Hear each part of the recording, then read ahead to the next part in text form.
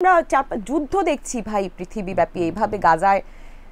যে শিশুটার কোনো দোষ নাই, সে জন্মেছে, সে কেন পৃথিবীতে আসলো আর কেন চলে গেল সে নিজেও জানে না।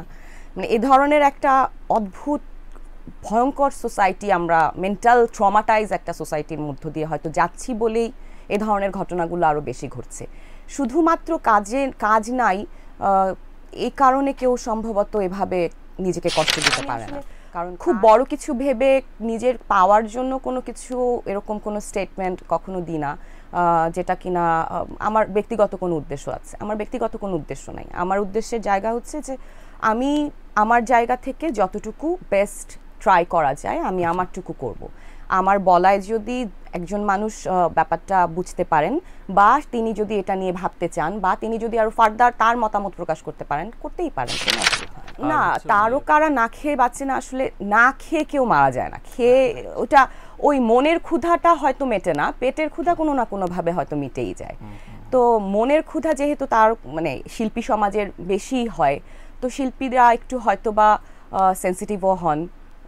তো এটুকু তো তার জন্য স্বাভাবিক। আসলে আমি মনে করি একটু যদি আপনি পাশে দাঁড়িয়ে দেখেন ইন্ডাস্ট্রির বাইরে থেকে, এটা কেবলমাত্র শুধু ইন্ডাস্ট্রির প্রবলেম না, এটা আমাদের একটি জাতীয় প্রবলেমে পরিণত হয়েছে। আমরা ডিপ্রেসিভ, আমরা অনেক বেশি নেতিবাচক চিন্তা করি আজকাল, অনেক বেশি সমালোচনা করি। সাধারণ দর্শক বলে আজকে সেই অর্থে তেমন কেউ নেই, কিন্তু প্রত্যেকেই ক্রিটিক। হ্যাঁ,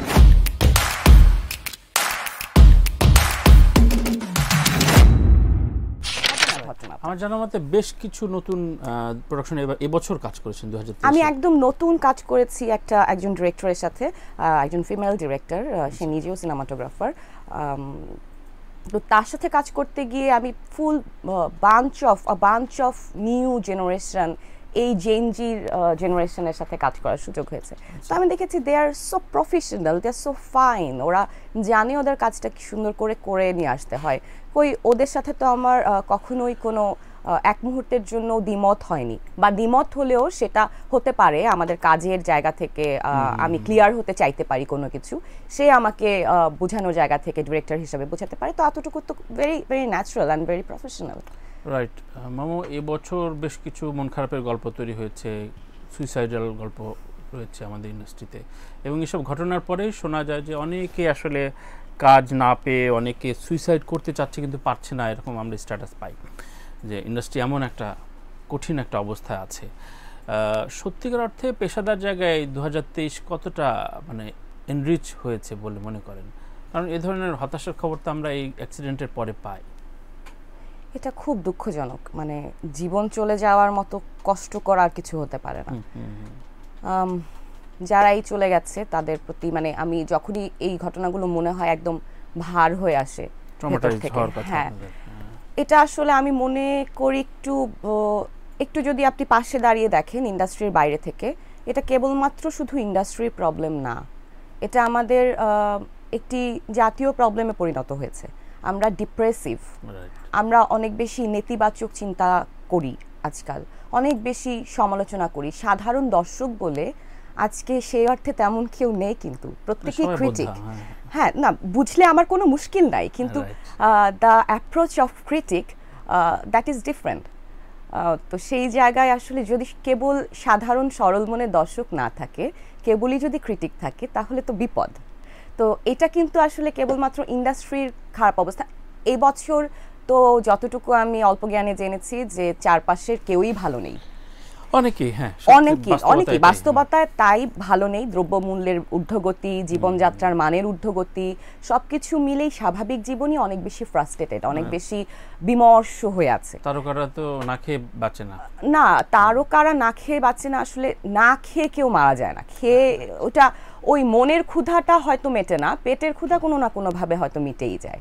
তো মনের ক্ষুধা যেহেতু তার মানে শিল্পী সমাজের বেশি হয়, তো শিল্পীরা একটু হয়তো বা সেন্সিটিভও হন। তো এটুকু তো তার জন্য স্বাভাবিক, কিন্তু কোনো ধরনের জীবনঘাতীমূলক সিদ্ধান্ত নেওয়া কারোর জন্যই এটা সুখকর না। তার মানে এটা কি এমনি প্রমাণ পায় যে আপনাদের ভেতরে পারস্পরিক বন্ডিং, একটু যোগাযোগটা অনেক বিচ্ছিন্ন হয়ে গিয়েছে সব ক্ষেত্রেই? মানে আমাদের ফেসবুক টুইটারদের যুগে আসলে এটা হয়েছে। এই সময় এআই এর টাইমে আমরা অনেক ভালো কিছু হয়তো পাবো, কিন্তু মন্দর দিক যেটা হয়েছে আইসোলেশনের একটা টাইম আমরা কোভিড টাইমে এক্সপেরিয়েন্স করেছি, তারপরে আমরা আরো বেশি আইসোলেটেড হয়ে গেছি। আড্ডা, বন্ধুত্ব, কাছের মানুষ, সুন্দর সম্পর্ক, সব কিছুতেই কেমন যেন অনেক বেশি যান্ত্রিকতা, অনেক বেশি হিসাব, হিউম্যানিটি। আমরা যুদ্ধ দেখছি ভাই পৃথিবীব্যাপী এইভাবে গাজায়। যে শিশুটার কোনো দোষ নাই, সে জন্মেছে, সে কেন পৃথিবীতে আসলো আর কেন চলে গেল সে নিজেও জানে না। মানে এ ধরনের একটা অদ্ভুত ভয়ঙ্কর সোসাইটি, আমরা মেন্টাল ট্রমাটাইজ একটা সোসাইটির মধ্য দিয়ে হয়তো যাচ্ছি বলেই এ ধরনের ঘটনাগুলো আরও বেশি ঘটছে। শুধুমাত্র কাজ নাই, এই কারণে কেউ সম্ভবত এভাবে নিজেকে কষ্ট দিতে পারে না, কারণ কাজ চেষ্টা করতে হবে নিজেকে, কাজ নিশ্চয়ই চলে আসবে, কাজের মতো করে আসবে। সোশ্যাল ইস্যু বা ফিলিস্তিন ইস্যুতে আপনি খুব মানে জোরদার কিছু স্টেটমেন্ট দিয়েছেন এবং সেগুলো নিয়ে আলোচনাও হয়েছে। এটার বাইরে অনেকে বলেন যে একজন তারকার এত কিছু ভাবার দরকার কি, অনেকে বিপদে পড়ে যেতে পারেন, অনেকে উপদেশ দিতে চান। আপনি কি মনে করে এসব সাহস করেন বা নিজের জায়গায় বোল্ড থাকেন বলেন? আমি সিম্পলি ব্যাপারটাকে সিম্পলভাবে দেখি, যেটা আসলে খুব সাধারণ জায়গায়, মানবিক জায়গায় দেখা উচিত। প্রথমত আমার কাছে মানুষকে মানবিক হওয়াটা জরুরি মনে হয়। সে যে কোনো অবস্থানে, যে কোনো প্রফেশনে থাকতে পারেন। আমরা ক্রমাগতই অনেক বেশি টেকনোলজি ওরিয়েন্টেড হয়ে বড় হচ্ছি, নানাভাবেই আমাদের সম্পর্কগুলো কেমন রংহীন হয়ে পড়ছে। মানুষের প্রতি মানুষের যে মিনিমাম সৌজন্য আচরণ বা মিনিমাম রেসপেক্ট, শ্রদ্ধাবোধ, এটাও আমরা আজকাল চারপাশে অনেক মিস করি। তো আমি আসলে খুব বড় কিছু ভেবে নিজের পাওয়ার জন্য কোনো কিছু এরকম কোনো স্টেটমেন্ট কখনো দিই না, যেটা কিনা আমার ব্যক্তিগত কোনো উদ্দেশ্য আছে। আমার ব্যক্তিগত কোনো উদ্দেশ্য নাই। আমার উদ্দেশ্যের জায়গা হচ্ছে যে আমি আমার জায়গা থেকে যতটুকু বেস্ট ট্রাই করা যায় আমি আমারটুকু করব। আমার বলায় যদি একজন মানুষ ব্যাপারটা বুঝতে পারেন, বা তিনি যদি এটা নিয়ে ভাবতে চান, বা তিনি যদি আরো ফার্দার তার মতামত প্রকাশ করতে পারেন, করতেই পারেন, কোনো অসুবিধা নেই। আর হচ্ছে ওই যে হারাবার সংকট বা যারা বলেন যে এগুলো দিলে অনেক সমস্যা হয়, মানে শুধু ফিলিস্তিন না, পলিটিক্যাল ইস্যু বলেন, দ্রব্যমূল্য ইস্যু নিয়ে বাইরের দেশে যতটা তারকারা সরব থাকেন, বাংলাদেশে ঠিক তার উল্টো আর কি, নীরব থাকাটাই খুব সৌজন্যতা পায়। আমি কোনো কন্ট্রোভার্সি, কোনো পলিটিক্যাল ইস্যুতে যেতে চাচ্ছি না, কিন্তু নর্মাল যে কোনো ইস্যুতে, সেটা ক্রিকেট খেলা হোক, সেটা পেঁয়াজের দাম বাড়ানো হোক, সেটা ফিলিস্তিন ইস্যু হোক, তারকাদের উচিত কিনা আসলে আপনি একটু খেয়াল করে দেখবেন। উচিত অনুচিতের শব্দে আমি যাব না, এই শব্দটা আরামদায়ক না। হ্যাঁ, তো ব্যাপারটা হচ্ছে যে আপনি হয়তো আমাকে সোশ্যাল মিডিয়াতে ফলো করে থাকলে জানতে পারবেন যে আমি সাধারণ নাগরিক হিসেবে জনগণের অবস্থান থেকে আমার যেটা বলা দরকার মনে হয়, আমার যেটা বলার রাইট আছে জনগণ হিসেবে, এদেশের সাধারণ সার্বভৌম রাষ্ট্রের একজন নাগরিক হিসেবে আমি ততটুকু আমার বলার চেষ্টা করি। কিন্তু আমি কোনো ক্ষেত্রেই এমন কোনো কিছু নিয়ে বাড়াবাড়িতে যেতে চাই না যে সাবজেক্টটা আসলে নিজেই অনেক বেশি প্রশ্নবিদ্ধ। আচ্ছা আচ্ছা, আমি যেটা বিশ্বাস করি, যেটা পরিষ্কার আমার কাছে মনে হয় বলা উচিত, আমি ততটুকুই পরিষ্কার বলার চেষ্টা করি। আর এটা একান্তই যার যার ব্যাপার, যে কে আসলে তার মতামত কিভাবে প্রকাশ করবেন, আদৌ করবেন কিনা। কিন্তু এই ধরনের ঘটনায় কোনো ধরনের সংকটে পড়তে হয়েছে কিনা আপনার, যে কোনো অ্যাঙ্গেল থেকে, বা এই ধরনের ভীতি কাজ করে কিনা? আচ্ছা, সংকটে অনলিমি করে ফেলেছেন, এরকম কোনো স্ট্যাটাস আছে কিনা জীবনে? আজ পর্যন্ত অনলিমি করেছি একটাই স্ট্যাটাস, আমার ছেলে আর আমি আমরা খুব ইমোশনাল একটা পোস্ট লিখেছিলাম। তো বললো, মা প্লিজ, আমি সোশ্যাল মিডিয়ায় তোমার সাথে, মানে সোশ্যাল মিডিয়া এই সময়ের বাচ্চারা কি হয়, একটু মুখচোরা হয়, একটু থাকতে চায় না। সো মা প্লিজ, সোশ্যাল মিডিয়ায় আমি তোমার সাথে এইভাবে থাকতে চাই না please. That is the only post I made it only me. আর আমি চেষ্টা করি কম লিখতে, কম বলতে, যেটা একান্তই দরকার মনে হয়, হয়তো তাগিদ দেয়, সেটা লেখার চেষ্টা করি। ফাইন। আমরা যেটা বললাম যে সুইসাইডের বা ও আচ্ছা, আপনি যেটা বলছিলেন ভয় ভীতির কথা, ভয় ভীতির কিছু নেই, কারণ আমি যেটা পরিষ্কারভাবে জানি সেটা আমি নিজে নিজে লিখি, নন ইনফ্লুয়েন্সড, মানে ম্যানেজার লেখে না না, আমার এটার প্রতি আলাদা অন্য কোনো উদ্দেশ্য নেই, আপনি খুঁজলেও পাবেন না। তো সেই জায়গা থেকে আমি পরিষ্কার যেহেতু, তাই আমার মনে হয় না ভয় পাওয়ার কোনো কারণ। আমি যে ইস্যুটায় ছিলাম, ধরেন এই যে অনেকের কাজ নেই বা সংকটের 2023 গেল, তো ওই সময় অনেকেরই দেখা গিয়েছে, ইনক্লুডিং আমাদের চিত্রনায়িকা মৌসুমীর মতো খুব প্রতিষ্ঠিত নায়িকা সহ অভিনয়ের বাইরে অনেক সোশ্যাল ইস্যুতে তারা যোগ হয়েছেন। সেটা তারকারা যেমন এন্ডোর্স করতে পারেন, কিন্তু তারা বিভিন্ন অ্যাপসের সাথে যোগ হয়েছেন। এ ধরনের অভিযোগ উঠেছে, পরবর্তীতে অস্বীকার গিয়েছে। আর্থিক উপার্জনের জন্য অন্য যে কোনো কিছু করা যায় কিনা, বা করলে সমস্যা, বা আপনি কোনো অফার পেয়েছেন কিনা, এরকম অনেক ঘটনা ঘটেছে এই বছর 2023-এ। হ্যাঁ, এটা সোশ্যাল ফেনোমেনা একদম, ইনক্লুডিং হিমুর মৃত্যুর পরেও এটা নিয়ে অনেক রকম আলোচনা। যেটা আমি ব্যক্তিগতভাবে পছন্দ করি নাই, সেটা হচ্ছে একজন মানুষ মারা যাওয়ার পরেও তাকে নিয়ে এই ধরনের আলোচনা সোশ্যাল মিডিয়াতে, সেটা আমাকে ভালো লাগা দেয় নাই। যে চলে গেছে, আমার মনে হয় ওই পর্যন্ত এটা বন্ধ হয়ে যাওয়া উচিত ছিল, তারপরে আর প্রলং না হওয়াটা ভদ্রতা ছিল, কিন্তু ওই ভদ্রতাটা হয় নাই। আর আমি মনে করি উপার্জন তো খুবই জরুরি ব্যাপার, নিঃসন্দেহে উপার্জন একটি বেসিক নিড মানুষের। এখন আমার সবসময় মনে হয় আপনার যতখানি কাপড় আছে তার মধ্যেই আপনি জামাটা আসলে বানান।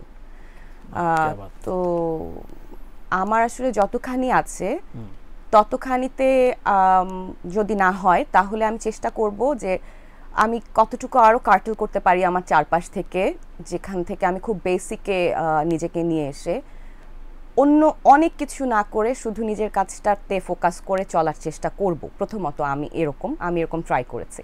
তো আমি দেখেছি যে আসলে অনেক কিছু না হলেও চলে, মানে চাহিদাটা তো আসলে আপনার চাহিদাটার ব্যাপার কি, চাহিদাটা হচ্ছে যে আপনার কি নাই সেটা আপনি ফোকাস করতে পারেন, আর কি আছে সেটা আপনি ফোকাস করতে পারেন। এখন আপনার চয়েস, আপনি কি আছেতে ফোকাস করবেন না আপনি কি নাইতে ফোকাস করবেন। যদি আমি ভাবি নাই, ঘুম থেকে উঠে সকালবেলা, আচ্ছা আমি এই নাই হাই নাই করতে করতে কিন্তু দিন যাবে আমার, কারণ অনেক কিছু নাই, সবার সব কিছু থাকবে না, প্রত্যেক কারোরই থাকে না। আর আমি যদি হিসাব করতে থাকি, আমার কাছে দর্শক আছে, ভালোবাসা আছে, আমার সন্তান আছে, আমার বাবা মা আছে, আমাকে আপনারা পছন্দ করেন, আমার কাজ আছে, আমি চেষ্টা করে যাচ্ছি, আমার গাছ আছে, মানে আমার নিঃশ্বাস এখনো আমার সাথে আছে, আমি এখনো বেঁচে থাকতে পারি, আমি এখনো ভালো কাজ করতে পারি, আমার জীবনে নতুন সম্ভাবনা তৈরি হতে পারে, তাহলে আমার অনেক কিছু আছে। অপটিমিস্ট থাকা আর কি। এক্স্যাক্টলি, অনেক বাজে বকবক করলাম, কিন্তু আমার কাছে মনে হয়েছে যে ওই প্রসঙ্গে না গিয়ে আমার কাছে এটা জরুরি, কে কোথায় জড়িত হবেন বা হবেন না, এটা একান্তই তার ব্যক্তিগত চয়েসের ব্যাপার। তো আমাদের হাহাকারটা বেশি বোধহয় তারকা জীবনে হয়ে ওঠে। হাহাকার তো থাকতেই পারে, কিন্তু সেটা আমি আসলে নিজেকে হারিয়ে কি পাওয়া যাবে? দারুণ অ্যান্সারটা, যাওয়ার বুঝে নেওয়ার উচিত। আমি একটা প্রসঙ্গ নিয়ে প্রথম বিরতিতে যেতে চাই, সেটা হচ্ছে এবছরের করা 3টি সেরা বলতে আপনার ভালো লাগা কাজ করার পরে আসলে অনেকদিন পর বোঝা যায় খুব ভালো দারুণ 3টি কাজ, কোন 3টি আলাদা করবেন? নিজের কাজ, আর 3টি অন্যের কাজ, সেটা দেশে বা দেশের বাইরে। অন্যের কাজ দিয়ে যদি শুরু করি, আমার সুরঙ্গ দেখা হয়েছে, ভালো লেগেছে, প্রিয়তমা সুন্দর, গুড অ্যাপ্রোচ। সুরঙ্গ ভালো লেগেছে এক লাইনে মানে কি অর্থে ভালো লাগলো? মানে আফরানিসের অভিনয় না টোটালিটি? নিঃস্ব আমরা অনেক দিনের কলিগ, তো ওর প্রথম সিনেমা, এবং সে তার সিনেমায় তার অভিনয় দিয়ে পুরোটা সিনেমা একসাথে অভিনয় করে গেছেন একটানা, প্রায় এককভাবে। তো সেই জায়গায় অবশ্যই এটা ভালো লাগার ব্যাপার। সুন্দর cinematography, light, costume, it's good. প্রিয়তমা গেল, সুরঙ্গ। তারপর ওয়েব সিরিজ কোনটা দেখেছি? আচ্ছা, আমার বিদেশি একটা সিনেমা ভালো লেগেছে, পিপা। আচ্ছা, পিপা। আর হচ্ছে এর মাঝে কি দেখলাম ভুলে যাই তো। ওয়েব সিরিজ এর মধ্যে রেলওয়েম্যান দেখছেন? কোনটা? রেলওয়েম্যান। রেলওয়ে ম্যান দেখেছি, কিন্তু আমি ইসের কথা বলছিলাম, ফারুকি ভাইয়ের অটোবায়োগ্রাফি, হ্যাঁ, সামথিং লাইক দ্যাট। তো ভেরি নাইস। এই ধরনের ফ্যামিলি বা ইমোশন, ফারুকি ভাইকে কত মার্ক দেবেন? বা মানে দারুণ, তো আমার তো ভীষণ ভালো লেগেছে। ওনার সাথে কাজ করারও সুযোগ হয়েছে এবার প্রথমবার, তো ওনার সাথে ওনার ডিরেকশনে কাজ করতেও আমার দারুণ ভালো লেগেছে এবং ওনাকে স্ক্রিনে দেখতেও ভালো লেগেছে। অভিনয় কত দিবেন 10-এ? এরকম ভাবে অভিনয়ে দেয়া যায় না। আচ্ছা, ওই নিজেরটা শুনি। আমার নিজের ভালো লেগেছে অগোচরা, সিদ্দিক আহমেদের, বিনজে আছে কাজটা, আপনারা এখনো চাইলে দেখতে পারেন। আমার ভালো লেগেছে 16.5 ইয়াসির আল হক, এবং কাজই তো করেছি 3টা, মানে যদি ওয়েব সিরিজ বলেন, রিলিজড আর কি 3টা। আর হচ্ছে মার্কিউলিস, আবু শাহেদ ইমন ভাইয়ের সাথে চরকিতে প্রথম কাজ।